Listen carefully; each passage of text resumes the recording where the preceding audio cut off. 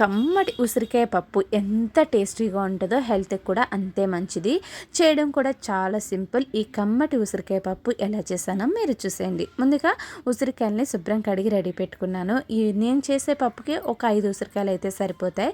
వాటర్లో వేసుకుని ఉడకబెట్టుకుందాం. ఉడికిన తర్వాత స్టవ్ ఆఫ్ చేసి చల్లారి పెట్టుకుందాం. ఇప్పుడు పప్పు కోసం స్టవ్ వెలిగించి కుక్కర్లో పప్పు వేసి కొద్దిగా ఫ్రై చేసుకుని ఇందులోకి కారానికి సరిపడగా పచ్చిమిర్చి, కొద్దిగా పసుపు, వాటర్ వేసేసి పప్పుని మెత్తగా ఉడికించుకుందాం. నేనైతే 3 విజిల్స్ వచ్చే వరకు ఉడకబెట్టుకున్నాను.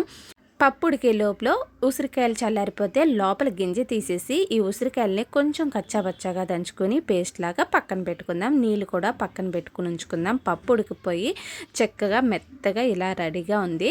ఇప్పుడు తాలింపు వేసేసుకుందాం. స్టవ్ వెలిగించి కడాయి పెట్టి ఆయిల్ వేడి చేసుకుని ఆవాలు, జీలకర్ర, ఎండుమిర్చి వేసి ఫ్రై చేసుకుంటున్నాను. ఈరోజు కార్తీక మాసం చేసుకుంటున్నాం కాబట్టి నేను వెల్లుల్లిపాయ, ఉల్లిపాయ వేయలేదు. లేకపోతే వెల్లుల్లిపాయ, ఉల్లిపాయ కూడా వేసుకోవచ్చు. తాలింపు వేగిన తర్వాత కరివేపాకు, టమాటోస్ వేసుకుని రుచికి సరిపడగా ఉప్పు వేసి టమాటాలు ఇలా మెత్తగా మగ్గపెట్టేసి అందులో కొంచెం కారపొడి, అలాగే ముందుగా ఉడకబెట్టుకున్న కందిపప్పు కూడా వేసేసుకుని బాగా మిక్స్ చేసేసి ఇప్పుడు ఈ పప్పులోకి మనం ఉప్పు అది సరిపోయిందా లేదో చూసుకుని ముందుగా నీళ్లు ఉంచుకున్నాం కదా, ఉసిరికాయ ఉడకబెట్టుకున్న నీళ్లు అలాగే ఉసిరికాయ పేస్టు 2 వేసేసుకుని ఒక్క 5 నిమిషాలు బాగా మిక్స్ చేసేసి ఉడకబెట్టుకుంటే అంతే, కమ్మటి ఉసిరికాయ పప్పు రెడీ అయిపోయింది. ఇప్పుడు ఈ కమ్మటి పప్పుని వేడివేడి అన్నంలో కొంచెం నెయ్యి వేసుకుని ఈ పప్పు మిక్స్ చేసుకుని తింటుంటే టేస్ట్ అయితే అదిరిపోతుంది.